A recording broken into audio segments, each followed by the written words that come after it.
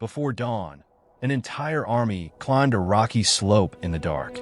No torches lit, no voice raised, man after man in silence. They had marched all night, climbing 1,000 meters up from the valley where they had camped. The general leading them had not slept at all. At dawn, that man would make the boldest request ever recorded in Scripture, speaking directly to the sun and the moon in the middle of a battle. And the account says the sky obeyed. In the same century this happened, an Egyptian pharaoh had it carved in stone that this people was destroyed and no longer existed. That stone still exists, and the people it declared dead are about to reappear in this story alive, climbing a mountain, about to ask heaven for a miracle. This man's name was Joshua.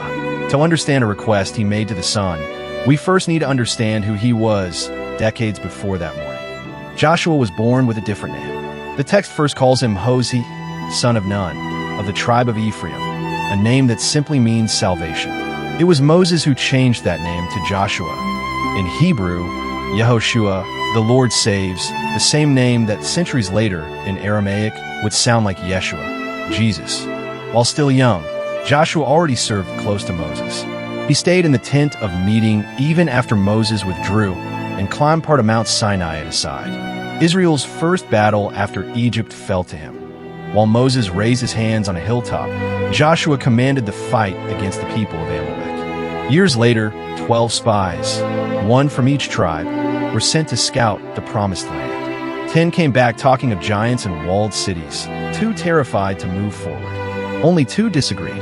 Joshua and Caleb said the people could win. Because of the general doubt, an entire generation was barred from entering the Promised Land. 40 years passed in the wilderness. When the time finally came, Joshua was probably already past 80, and the hardest part of the work still lay ahead. Before any crossing, God spoke to him. No man shall be able to stand against you all the days of your life. As I was with Moses, so I will be with you. The same command repeats 3 times in that same chapter. Be strong and courageous. Along with it came a practical instruction. Never stop speaking of the book of the law, but meditate on it day and night. But before Jericho, there was a massive river standing in the way of the whole people. And it was the worst possible time of year to try to cross it. It was harvest time, when snowmelt fills the Jordan and it overflows both banks.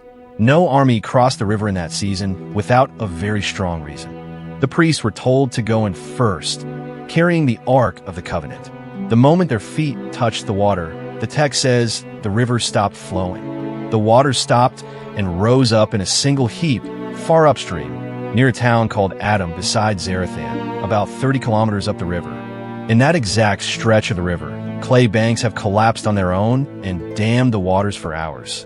This has happened 3 separate times in recorded history since. The location is exactly right, but the text does not describe a random collapse.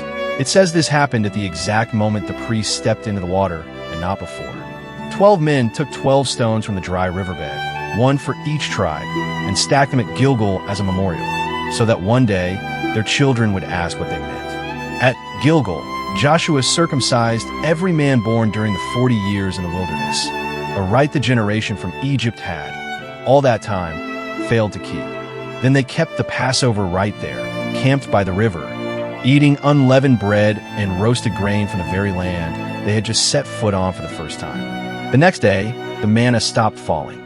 For 40 years it had appeared every morning on the desert floor. With the promised land right there in front of them, it ceased.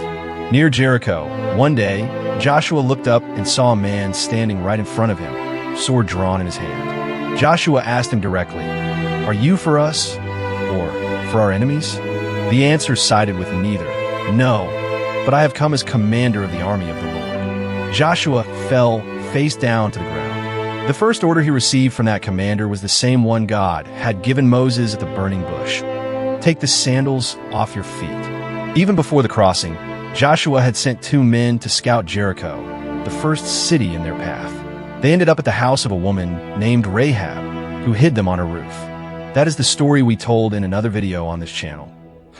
7 days later, the walls of Jericho fell before the entire people. Here it is enough to remember the ending.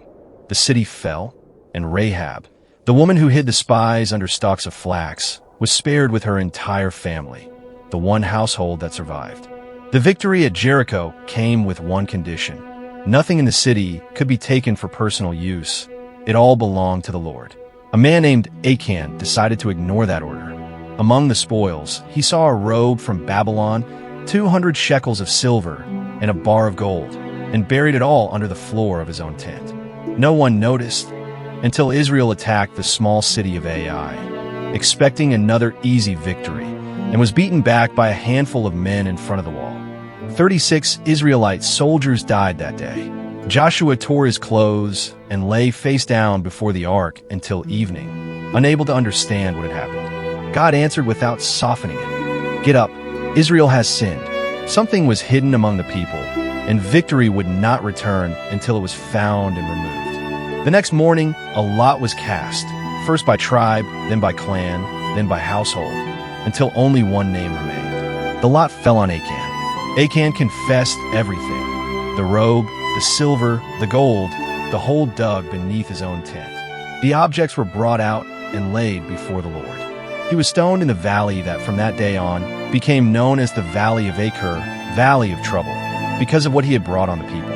With the sin dealt with, Israel returned to Ai, but this time with a different plan, an ambush, not a frontal attack on the wall. Joshua pretended to retreat before the city, just like in the first defeat. The men of Ai came out to chase him, and the city emptied out behind them. A group hidden behind the hill rushed in and set Ai on fire from within. Joshua held his spear stretched out in the air until the last man of the city had fallen.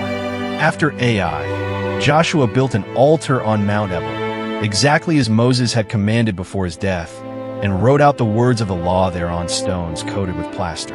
The people split into two groups. 6 tribes climbed Mount Gerizim for the blessings, 6 climbed Mount Ebal for the curses, with the ark standing between them. In the 1980s, archaeologist Adam Zertel excavated a rectangular stone structure on Mount Ebal with an access ramp filled with ash and the bones of animals permitted under the law of Moses. The dating matches the exact period of the conquest. Many believe this structure is the very altar Joshua built, though the identification is still debated among researchers. A few kilometers to the south lay Gibeon, city of the Hivites, at the site known today as El Gib, about 10 kilometers northwest of Jerusalem. The text describes it as a great city, the size of one of the royal cities, larger, in fact, than the small city of Ai that Israel had just destroyed. The Gibeonites heard what Israel had done to Jericho and Ai and realized they had no chance in open war. So they came up with a different plan: deception. They loaded old, patched sacks onto their donkeys, with wineskins torn and stitched back together, as if they had come from a journey far too long. They put on worn-out clothes, laced up patched sandals, and carried dry, moldy bread, and presented themselves to Joshua. "We have come from a very distant land." The leaders of Israel examined the moldy bread, the worn sandals, the patched wineskins, and the text records the exact phrase of the mistake. They took some of the provisions and did not ask counsel of the Lord. Joshua made a treaty of peace, and the leaders of Israel swore to spare them. 3 days later, Israel learned the truth. The Gibeonites had not come from a distant land. They were neighbors. The people grumbled against the leaders for having been deceived. But the oath had already been sworn before the Lord, and in that world, an oath could not be undone. Joshua decided their fate. The Gibeonites would live, but they would be woodcutters and water carriers for the house of God, from that day on, forever. Centuries later, the tabernacle itself would be set up at Gibeon, and King Solomon would go on to offer 1,000 burnt offerings there in a single day, on the altars served by the descendants of those very deceivers.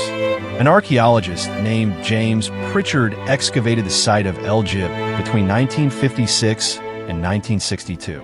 He found 31 jar handles with the word Gibeon inscribed in Hebrew, one of the few biblical cities identified by its own name written right at the site. The excavations also revealed a circular pool cut into rock, 11 meters across and 25 meters deep, with a spiral staircase carved straight into the city's bedrock. It was likely the very pool of Gibeon mentioned in the book of 2 Samuel, and beside it, a complex of wine cellars, also cut into the rock. Gibeon was safe, but that very piece was about to bring 5 Canaanite kings to war against Israel. and Joshua would have only hours to decide what to do. The king of Jerusalem was named Adonizedek. My Lord is righteousness, the same pattern of name as Melchizedek, king of Salem, whom Abraham had met generations before. He was terrified. Gibeon was bigger than Ai, and now was allied with Israel. If the largest city in the region had surrendered, the others could be next. Adonizedek summoned 4 Amorite kings: Hoam of Hebron, Hiram of Jarmuth, Japhia of Lachish, and Debir of Eglon. 5 kings, together, surrounded Gibeon to punish it for the alliance. The Gibeonites sent a messenger running to Israel's camp at Gilgal with a direct plea: do not abandon your servants. Come up quickly and save us.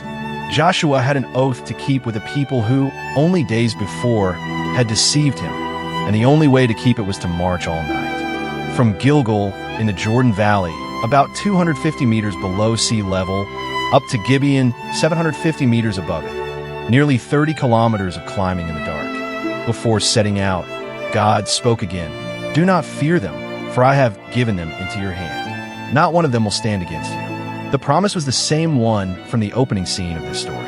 At dawn, Israel fell on the besieging camp without warning. The text says the Lord threw them into confusion. The 5 armies panicked before the first blow ever landed. The Canaanite soldiers fled up the ascent of Bethhoron, and Israel pursued them all the way to Azekah and Makkedah, cities much farther down, already on the plain. And then something happened that no army in the region had ever seen.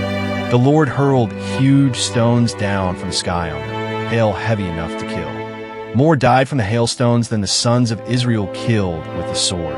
The text says, and the stones struck only the enemy. Imagine being on that climb, hearing hail crash down all around you without ever touching you. What would you have thought, running between enemies and stones falling from the sky?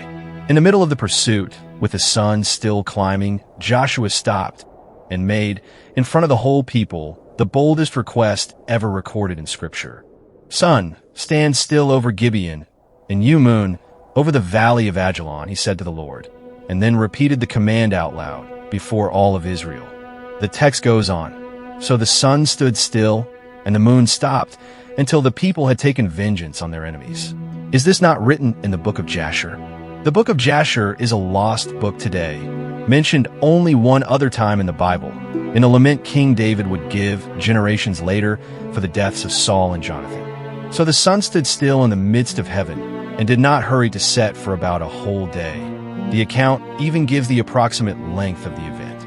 And there's been no day like it before or since when the Lord heeded the voice of a man, for the Lord fought for Israel. There is a detail of geography few people notice. From Gibeon, in the morning, you can watch the sun rise in the east while the moon sets in the west, over the valley of Ajalon. Joshua did not describe just any sky. He described, with precision, the exact 2 positions the sun and moon held that morning, seen from that exact point on the map. While the pursuit went on, the 5 Canaanite kings fled and hid in a cave near Makkedah. Someone told Joshua exactly where they were hiding. He gave an order that shows remarkable composure in the middle of a battle. Roll large stones over the mouth of the cave, post guards there, and keep chasing the rest of the army without stopping. Only after the pursuit was over did Joshua return to the cave. He had the entrance opened and brought the 5 kings out in front of the whole assembled army. He called the war chiefs of Israel and told them to put their feet on the necks of each king, a gesture of victory that also appears in Egyptian and Assyrian reliefs from that era. So shall the Lord do to all your enemies against whom you fight, Joshua said. Then he executed the 5 kings and hung their bodies on 5 trees until sunset. At nightfall, the bodies were taken down and thrown back into the very cave where the kings had hidden, and the entrance was sealed with stones that remain there to this day. From there, Israel pushed south in a single sweep. Makkedah, Libnah, Lachish, the king of Gezer came to help Lachish and was defeated right along with it. Then came Eglon, Hebron, and Debir, city after city, from Kadesh Barnea as far as Gaza. The text says, because the Lord, the God of Israel, fought for Israel. Only then did the army return to Gilgal. In the north, a new king rose against Israel, Gibeon, king of Hazor, who gathered the kings of that entire region into a single army, near the waters of Merom. The text describes a great many people, as numerous as the sand on the seashore, with vast numbers of horses and chariots, the largest army Israel would face in the entire conquest. God gave Joshua a specific order.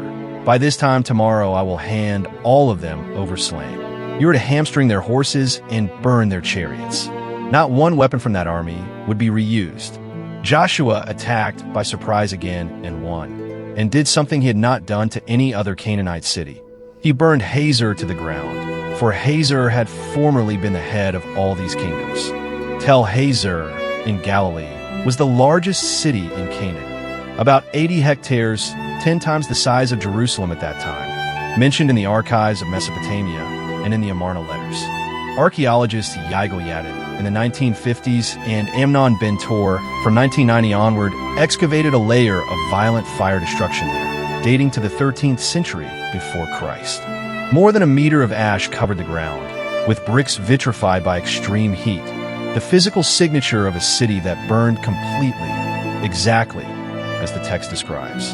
Inside the ruins, archaeologists found something more specific. Statues of Canaanite gods and kings, all beheaded, their hands deliberately cut off. This was not random vandalism. It was a deliberate act against the city's own gods, exactly what the law of Moses had commanded Israel to do with the idols of the land. But go back to that morning at Gibeon with the sun standing still in the sky, because that is where the biblical account meets, in an unexpected way, a written record outside itself. In 2017, two researchers from Cambridge University proposed a different reading of the Hebrew in that verse, that the verb could also mean to be silent or to stop shining. Based on that reading, they calculated an annular eclipse visible from Canaan, one that would have occurred on the 30th of October in the year 1207 before Christ. This is only a curiosity, a hypothesis, not proof, and the biblical text still says, without ambiguity, that the sun stood still. But take note of the date the calculations point to. And that date lines up with an Egyptian stone known as the Merneptah stele, carved by order of a pharaoh around 1208 before Christ. It is the oldest text outside the Bible that mentions the name Israel. And what it says about that people is final. Israel is laid waste, his seed is no more. An Egyptian pharaoh had it carved in stone that he had wiped Israel off the face of the earth, at roughly the very same moment Israel was taking possession of that same land for the first time. The only Egyptian record of Israel in that entire century is a death certificate, and the people the stone declared dead are still alive 32 centuries later. The Egypt of the pharaohs is not. About the miracle itself, the text is clear. The sun stood still because the Lord fought for Israel. Science, at best, can only point to a possible day on the calendar. There are also clay letters from the 14th century before Christ, written by Canaanite kings to Egypt. Among them Abdi-Heba, king of Jerusalem, begging for help against invaders called the Habaru, who were seizing entire cities. The exact relationship between these invaders and the Hebrew people is still debated by historians. But the letters show Canaan as a mosaic of rival city-states, each begging for help alone. In all, the book of Joshua records 31 kings defeated across the entire conquest. With the war over, the land was divided by lot among the tribes, gathered at Shiloh. Caleb, at 85 years old, the same spy who had said we can decades earlier, asked for his share. I am as strong today as I was on the day Moses sent me. He asked for Hebron, land of the Anakim giants that the other 10 spies had feared so long before, and he received exactly what he asked for. Cities of refuge were set apart for anyone who killed without intent, and 48 cities were given to the tribe of Levi, who received no territory of its own like the others. Joshua received his own inheritance last, the city of Timnath-Serah in the hill country of Ephraim, and he rebuilt it himself before he finally rested. Now old, Joshua gathered the people at Shechem, between the two mountains where they had heard the blessings and the curses years before, for one last word. He recounted everything from the beginning. Long ago, your fathers lived beyond the river, Terah, the father of Abraham, and they served other gods all the way through the call, Egypt, the wilderness, the conquest. Then he asked the final question, choose this day whom you will serve. And he answered it himself, before anyone else could speak. But as for me and my house, we will serve the Lord. To mark that day, he set up a great stone under an oak tree at Shechem as a silent witness to what the people had just promised. There, they also buried the bones of Joseph, carried up from Egypt. Joshua died at 110 years old, buried at Timnath-Serah. But above Gibeon, every morning, that same sun still rises in the east over the valley of Ajalon, just as it did on the day it once stood still.